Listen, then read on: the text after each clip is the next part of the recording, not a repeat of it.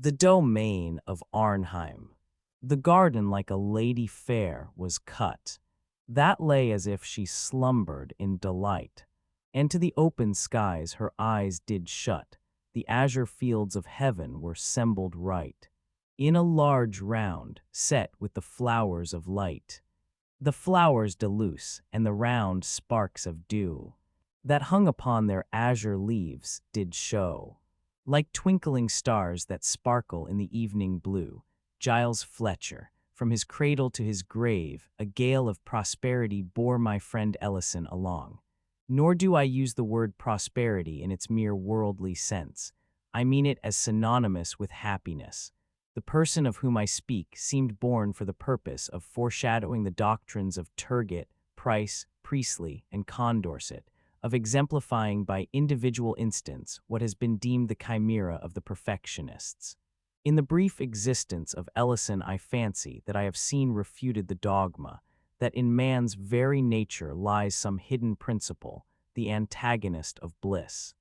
An anxious examination of his career has given me to understand that in general, from the violation of a few simple laws of humanity arises the wretchedness of mankind, that as a species we have in our possession the as yet unwrought elements of content, and that, even now, in the present darkness and madness of all thought on the great question of the social condition, it is not impossible that man, the individual, under certain unusual and highly fortuitous conditions, may be happy.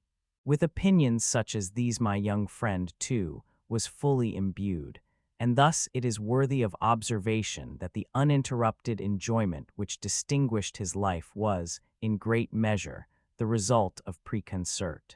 It is indeed evident that with less of the instinctive philosophy which, now and then, stands so well in the stead of experience, Mr. Ellison would have found himself precipitated, by the very extraordinary success of his life, into the common vortex of unhappiness which yawns for those of preeminent endowments. But it is by no means my object to pen an essay on happiness. The ideas of my friend may be summed up in a few words. He admitted but 4 elementary principles, or more strictly, conditions of bliss. That which he considered chief was, strange to say, the simple and purely physical one of free exercise in the open air.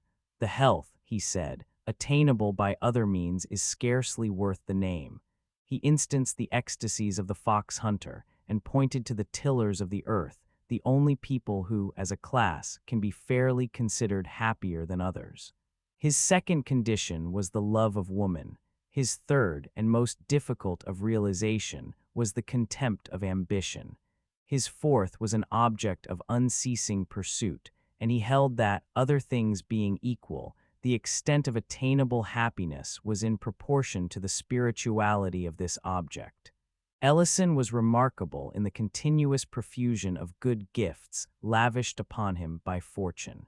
In personal grace and beauty, he exceeded all men. His intellect was of that order to which the acquisition of knowledge is less a labor than an intuition and a necessity. His family was one of the most illustrious of the empire. His bride was the loveliest and most devoted of women.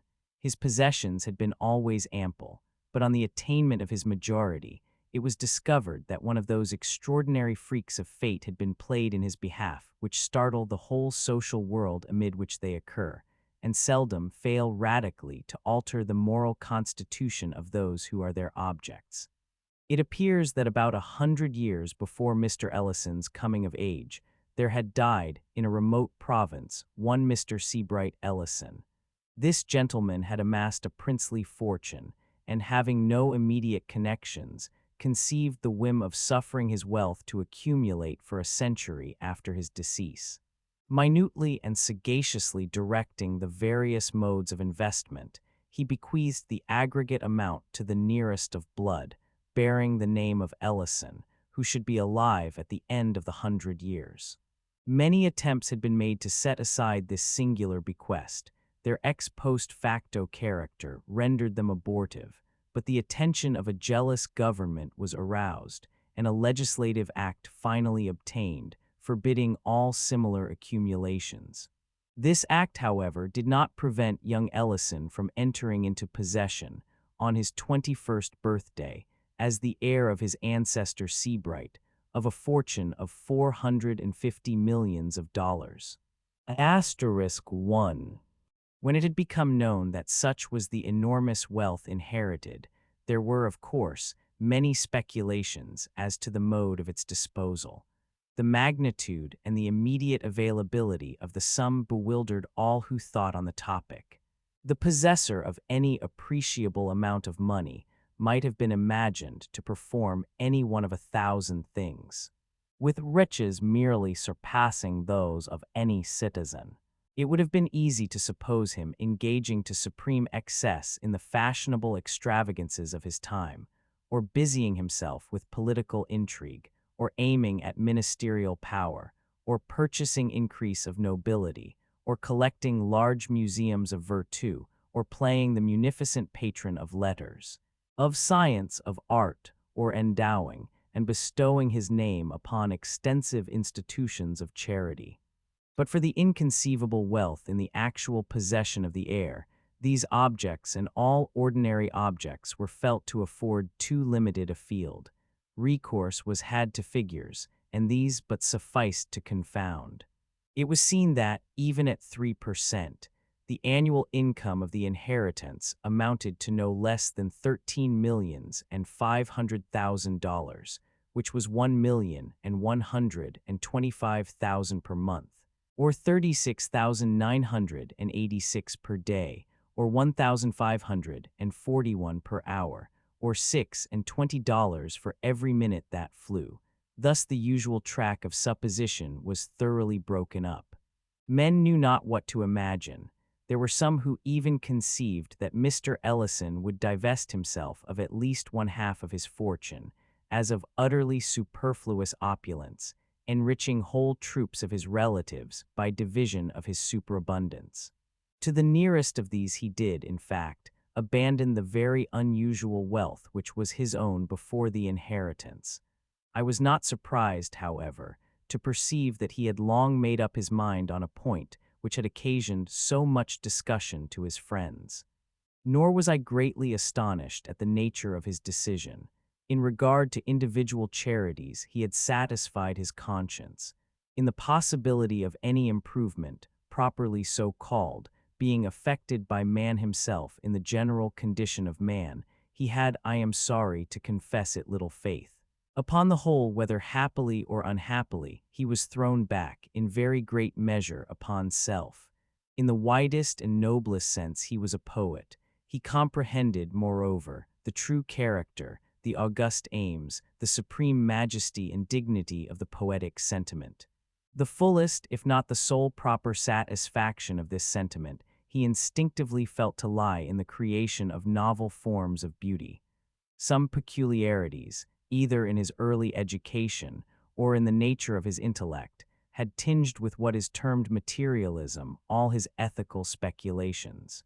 And it was this bias, perhaps, which led him to believe that the most advantageous, at least, if not the sole legitimate field for the poetic exercise, lies in the creation of novel moods of purely physical loveliness. Thus it happened he became neither musician nor poet, if we use this latter term in its everyday acceptation, or it might have been that he neglected to become either, merely in pursuance of his idea that in contempt of ambition is to be found one of the essential principles of happiness on earth. Is it not indeed possible that, while a high order of genius is necessarily ambitious, the highest is above that which is termed ambition? And may it not thus happen that many far greater than Milton have contentedly remained mute and inglorious?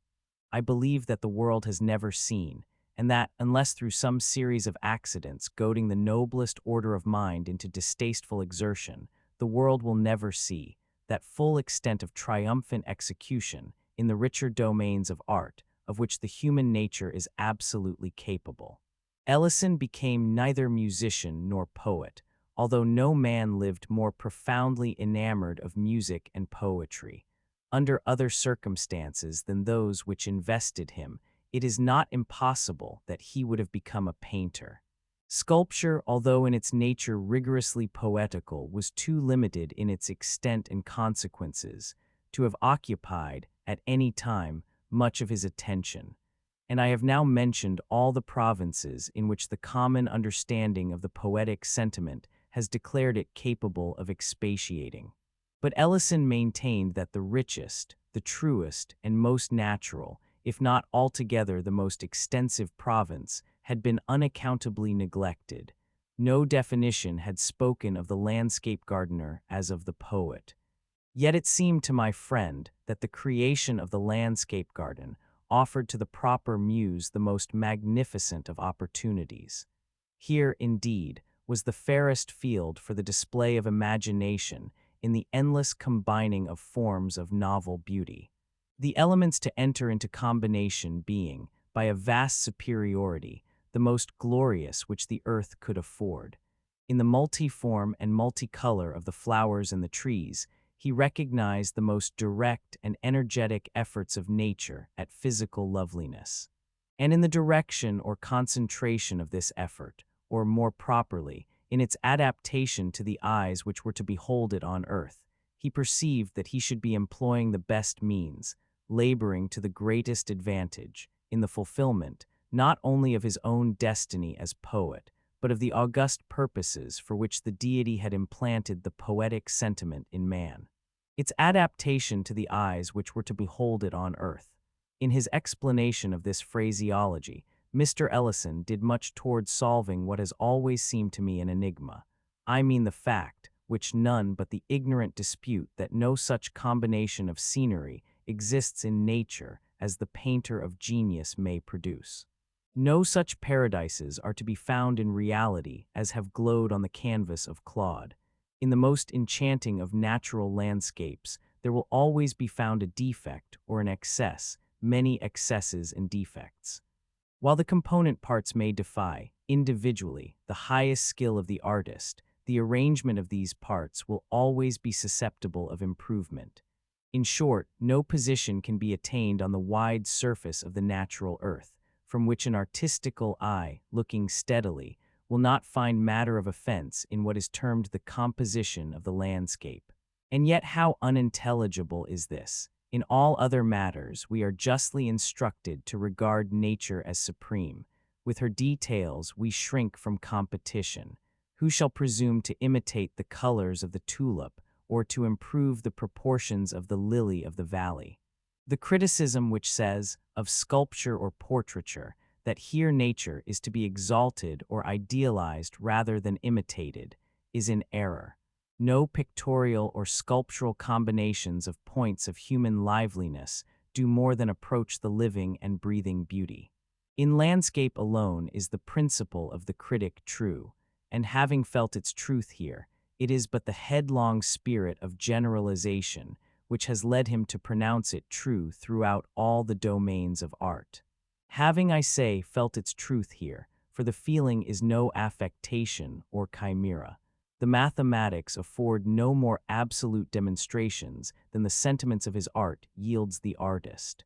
He not only believes, but positively knows, that such and such apparently arbitrary arrangements of matter constitute, and alone constitute, the true beauty. His reasons, however, have not yet been matured into expression.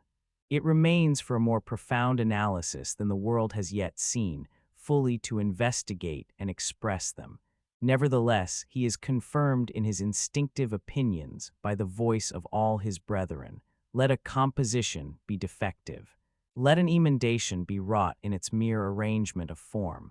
Let this emendation be submitted to every artist in the world. By each will its necessity be admitted, and even far more than this. In remedy of the defective composition, each insulated member of the fraternity would have suggested the identical emendation. I repeat that in landscape arrangements alone is the physical nature susceptible of exaltation, and that, therefore, her susceptibility of improvement at this one point was a mystery I had been unable to solve.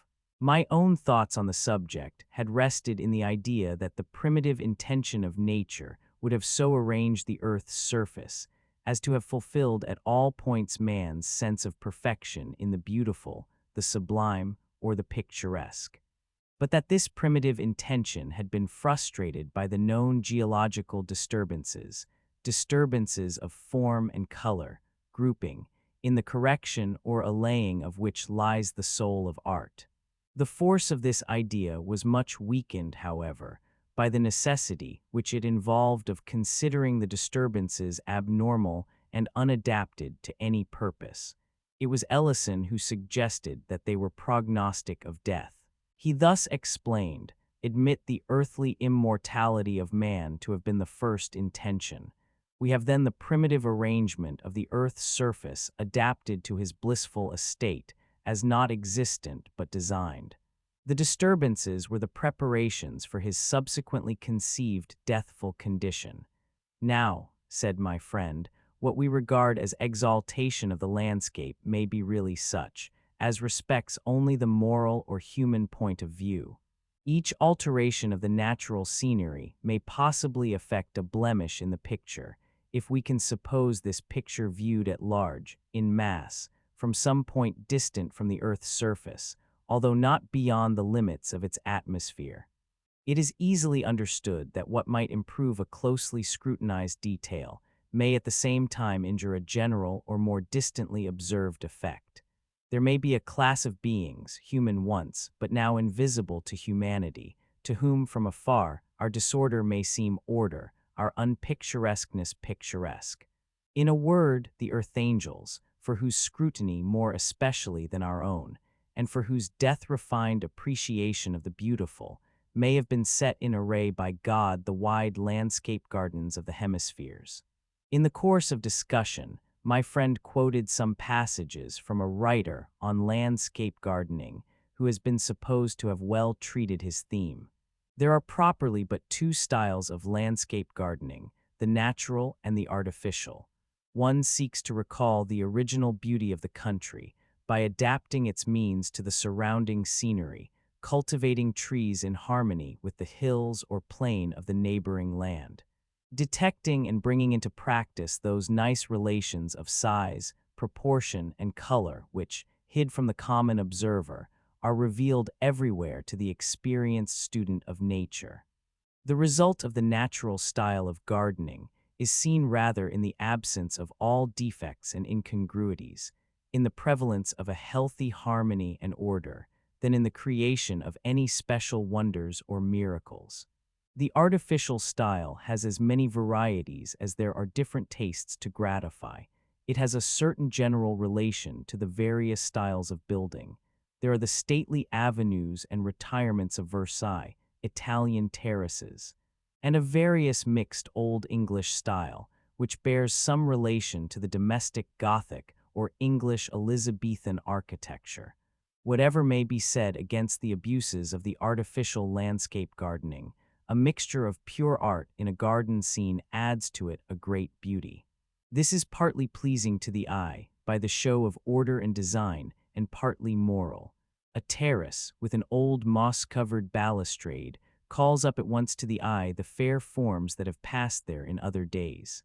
The slightest exhibition of art is an evidence of care and human interest. From what I have already observed, said Ellison, you will understand that I reject the idea, here expressed, of recalling the original beauty of the country. The original beauty is never so great as that which may be introduced. Of course, everything depends on the selection of a spot with capabilities. What is said about detecting and bringing into practice nice relations of size, proportion, and color is one of those mere vaguenesses of speech which serve to veil inaccuracy of thought. The phrase quoted may mean anything or nothing, and guides in no degree. That the true result of the natural style of gardening is seen rather in the absence of all defects and incongruities than in the creation of any special wonders or miracles, is a proposition better suited to the groveling apprehension of the herd than to the fervid dreams of the man of genius. The negative merit suggested appertains to that hobbling criticism which in letters would elevate Addison into apotheosis. In truth, while that virtue which consists in the mere avoidance of vice appeals directly to the understanding, and can thus be circumscribed in rule, the loftier virtue, which flames in creation, can be apprehended in its results alone. Rule applies but to the merits of denial, to the excellencies which refrain. Beyond these, the critical art can but suggest. We may be instructed to build a Cato, but we are in vain told how to conceive a Parthenon or an Inferno. The thing done, however, the wonder accomplished, and the capacity for apprehension becomes universal. The sophists of the negative school who, through inability to create, have scoffed at creation, are now found the loudest in applause. What, in its chrysalis condition of principle, affronted their demure reason, never fails, in its maturity of accomplishment, to extort admiration from their instinct of beauty. The author's observations on the artificial style, continued Ellison, are less objectionable. A mixture of pure art in a garden scene adds to it a great beauty. This is just, as also is the reference to the sense of human interest. The principle expressed is incontrovertible, but there may be something beyond it.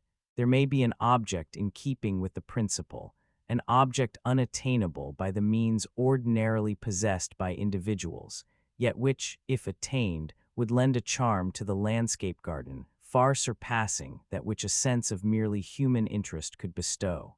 A poet having very unusual pecuniary resources might, while retaining the necessary idea of art or culture, or, as our author expresses it, of interest, so imbue his designs at once with extent and novelty of beauty, as to convey the sentiment of spiritual interference. It will be seen that, in bringing about such result, he secures all the advantages of interest or design, while relieving his work of the harshness or technicality of the worldly art. In the most rugged of wildernesses, in the most savage of the scenes of pure nature, there is apparent the art of a creator, yet this art is apparent to reflection only. In no respect has it the obvious force of a feeling. Now let us suppose this sense of the almighty design to be one step depressed, to be brought into something like harmony or consistency with the sense of human art, to form an intermedium between the two. Let us imagine, for example, a landscape whose combined vastness and definitiveness, whose united beauty, magnificence, and strangeness shall convey the idea of care or culture or superintendence on the part of beings superior, yet akin to humanity. Then the sentiment of interest is preserved, while the art intervolved is made to assume the air of an intermediate or secondary nature, a nature which is not God, nor an emanation from God, but which still is nature in the sense of the handiwork of the angels that hover between man and God. It was in devoting his enormous wealth to the embodiment of a vision such as this, in the free exercise in the open air, ensured by the personal superintendence of his plans, in the unceasing object which these plans afforded, in the high spirituality of the object, in the contempt of ambition which it enabled him truly to feel, in the perennial springs with which it gratified, without possibility of satiating, that one master passion of his soul, the thirst for beauty above all. It was in the sympathy of a woman, not unwomanly, whose loveliness and love enveloped his existence in the purple atmosphere of paradise, that Ellison thought to find, and found, exemption from the ordinary cares of humanity, with a far greater amount of positive happiness than ever glowed in the rapt daydreams of de Stael. I despair of conveying to the reader any distinct conception of the marvels which my friend did actually accomplish. I wish to describe, but am disheartened by the difficulty of description, and hesitate between detail and generality. Perhaps the better course will be to unite the two in their extremes. Mr. Ellison's first step regarded, of course, the choice of a locality, and scarcely had he commenced thinking on this point, when the luxuriant nature of the Pacific Islands arrested his attention. In fact, he had made up his mind for a voyage to the South Seas, when a night's reflection induced him to abandon the idea. "Were I misanthropic," he said, such a locale would suit me. The thoroughness of its insulation and seclusion, and the difficulty of ingress and egress, would in such case be the charm of charms, but as yet I am not Timon. I wish the composure but not the depression of solitude. There must remain with me a certain control over the extent and duration of my repose. There will be frequent hours in which I shall need, too, the sympathy of the poetic in what I have done. Let me seek, then, a spot not far from a populous city, whose vicinity, also, will best enable me to execute my plans. In search of a suitable place so situated, Ellison traveled for several years, and I was permitted to accompany him. 1,000 spots with which I was enraptured he rejected without hesitation, for reasons which satisfied me, in the end, that he was right. We came at length to an elevated tableland of wonderful fertility and beauty, affording a panoramic prospect very little less in extent than that of Etna, and, in Ellison's opinion as well as my own, surpassing the far-famed view from that mountain in all the true elements of the picturesque. "I am aware," said the traveler, as he drew a sigh of deep delight after gazing on the scene, entranced for nearly an hour, "I know that here, in my circumstances, 9/10 of the most fastidious of men would rest content. This panorama is indeed glorious, and I should rejoice in it but for the excess of its glory. The taste of all the architects I have ever known leads them, for the sake of prospect, to put up buildings on hilltops. The error is obvious. Grandeur in any of its moods, but especially in that of extent, startles, excites, and then fatigues, depresses. For the occasional scene nothing can be better, for the constant view nothing worse. And in the constant view, the most objectionable phase of grandeur is that of extent, the worst phase of extent, that of distance. It is at war with the sentiment and with the sense of seclusion, the sentiment and sense which we seek to humor in retiring to the country. In looking from the summit of a mountain, we cannot help feeling abroad in the world. The heartsick avoid distant prospects as a pestilence. It was not until toward the close of the 4th year of our search that we found a locality with which Ellison professed himself satisfied.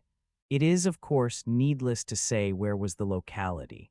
The late death of my friend, in causing his domain to be thrown open to certain classes of visitors, has given to Arnhem a species of secret and subdued if not solemn celebrity, similar in kind, although infinitely superior in degree, to that which so long distinguished Fonthill. The usual approach to Arnhem was by the river. The visitor left the city in the early morning. During the forenoon he passed between shores of a tranquil and domestic beauty, on which grazed innumerable sheep, their white fleeces spotting the vivid green of rolling meadows. By degrees the idea of cultivation subsided into that of merely pastoral care. This slowly became merged in a sense of retirement, this again in a consciousness of solitude. As the evening approached, the channel grew more narrow, the banks more and more precipitous, and these latter were clothed in rich, more profuse, and more somber foliage. The water increased in transparency. The stream took 1,000 turns, so that at no moment could its gleaming surface be seen for a greater distance than a furlong. At every instant the vessel seemed imprisoned within an enchanted circle, having insuperable and impenetrable walls of foliage, a roof of ultramarine satin, and no floor, the keel balancing itself with admirable nicety on that of a phantom bark which, by some accident having been turned upside down, floated in constant company with the substantial one, for the purpose of sustaining it. The channel now became a gorge, although the term is somewhat inapplicable, and I employ it merely because the language has no word which better represents the most striking, not the most distinctive feature of the scene. The character of gorge was maintained only in the height and parallelism of the shores. It was lost altogether in their other traits. The walls of the ravine, through which the clear water still tranquilly flowed, arose to an elevation of 100 and occasionally of 150 feet, and inclined so much toward each other as, in a great measure, to shut out the light of day. while the long plume-like moss, which depended densely from the intertwining shrubberies overhead, gave the whole chasm an air of funereal gloom. The windings became more frequent and intricate, and seemed often as if returning in upon themselves, so that the voyager had long lost all idea of direction. He was, moreover, enwrapped in an exquisite sense of the strange. The thought of nature still remained, but her character seemed to have undergone modification. There was a weird symmetry, a thrilling uniformity, a wizard propriety in these her works. Not a dead branch, not a withered leaf, not a stray pebble, not a patch of the brown earth was anywhere visible. The crystal water welled up against the clean granite, or the unblemished moss, with a sharpness of outline that delighted while it bewildered the eye. Having threaded the mazes of this channel for some hours, the gloom deepening every moment, a sharp and unexpected turn of the vessel brought it suddenly, as if dropped from heaven, into a circular basin of very considerable extent when compared with the width of the gorge. It was about 200 yards in diameter, and girt in at all points but one, that immediately fronting the vessel as it entered, by hills equal in general height to the walls of the chasm, although of a thoroughly different character. Their sides sloped from the water's edge at an angle of some 45 degrees, and they were clothed from base to summit, not a perceptible point escaping, in a drapery of the most gorgeous flower blossoms. Scarcely a green leaf being visible among the sea of odorous and fluctuating color. This basin was of great depth, but so transparent was the water that the bottom, which seemed to consist of a thick mass of small round alabaster pebbles, was distinctly visible by glimpses, that is to say, whenever the eye could permit itself not to see, far down in the inverted heaven, the duplicate blooming of the hills. On these latter there were no trees, nor even shrubs of any size. The impressions wrought on the observer were those of richness, warmth, color, quietude, uniformity, softness, delicacy, daintiness, voluptuousness, and a miraculous extremeness of culture that suggested dreams of a new race of fairies, laborious, tasteful, magnificent, and fastidious. But as the eye traced upward the myriad-tinted slope, from its sharp junction with the water to its vague termination amid the folds of overhanging cloud, it became, indeed, difficult not to fancy a panoramic cataract of rubies, sapphires, opals, and golden onyxes, rolling silently out of the sky. The visitor, shooting suddenly into this bay from out the gloom of the ravine, is delighted but astounded by the full orb of the declining sun, which he had supposed to be already far below the horizon, but which now confronts him, and forms the sole termination of an otherwise limitless vista seen through another chasm-like rift in the hills. But here the voyager quits the vessel which has borne him so far, and descends into a light canoe of ivory, stained with arabesque devices in vivid scarlet, both within and without. The poop and beak of this boat arise high above the water, with sharp points, so that the general form is that of an irregular crescent. It lies on the surface of the bay with the proud grace of a swan. On its ermined floor reposes a single feathery paddle of satinwood, but no oarsman or attendant is to be seen. The guest is bidden to be of good cheer, that the fates will take care of him. The larger vessel disappears, and he is left alone in the canoe, which lies apparently motionless in the middle of the lake. While he considers what course to pursue, however, he becomes aware of a gentle movement in the fairy bark. It slowly swings itself around until its prow points toward the sun. It advances with a gentle but gradually accelerated velocity, while the slight ripples it creates seem to break about the ivory side in divinest melody, seem to offer the only possible explanation of the soothing yet melancholy music for whose unseen origin the bewildered voyager looks around him in vain. The canoe steadily proceeds, and the rocky gate of the vista is approached, so that its depths can be more distinctly seen. To the right arise a chain of lofty hills rudely and luxuriantly wooded. It is observed, however, that the trait of exquisite cleanness where the bank dips into the water still prevails. There is not one token of the usual river debris. To the left, the character of the scene is softer and more obviously artificial. Here the bank slopes upward from the stream in a very gentle ascent, forming a broad sward of grass of a texture resembling nothing so much as velvet, and of a brilliancy of green which would bear comparison with the tint of the purest emerald. This plateau varies in width from 10 to 300 yards, reaching from the riverbank to a wall 50 feet high, which extends in an infinity of curves, but following the general direction of the river, until lost in the distance to the westward. This wall is of one continuous rock, and has been formed by cutting